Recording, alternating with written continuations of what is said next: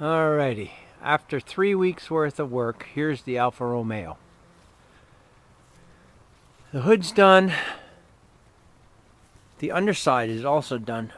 It was kind of hard actually for the underpan. It's not completely on one side finished yet, but okay. The new headlight bezels, they kind of work in there. They need to be set up still. What's really interesting is I took the underside apart over here and it's spotless in here. I mean, like, it's beautiful. This car was well maintained by the previous owner. Some small patches here or there. The object here is to finish this car all the way to the firewall. We have a new windshield wiper motor. This whole assembly over in the front has been redone. Everything has been put back, and the engine compartment is now put back together completely. It has new brake lines. We have a new Bradbury system. The radiator and the heater core are out for servicing right now, for cleaning.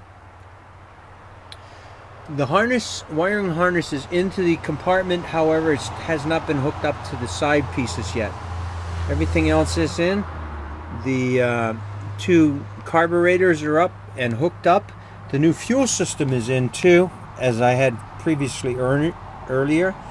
And I am waiting for one more heater hose, and I'm waiting for the oil cap to come back, and then we can actually start this car up. And my object this year is to finish it to the firewall. So, and I've done a good job of it at this point. The window is going to be a little bit of an issue. I think I found a window for $145 for the new window. That's the way the front grille goes. Engine compartment, the front, walk around here. On this side is going to be a little harder. I did put some fluid into the brake reservoirs. I wanted the fluid to start leaking down into the system, and it has, which means I can service them some more. Everything else is done. It's got new batteries, new battery cables. The next big process is this dent on the side here where the door got bent back. And to do that, I have to remove this tire and put the door back in to make sure everything is squared up before I start banging on it with a hammer. Tires, they are 175 14 tires. You can buy them for as low as $30 a tire. So all in all, this is a very economical car. The interior looks scary right now, but it's really not that bad. Like I said, to the firewall, my floorboards are the worst right now.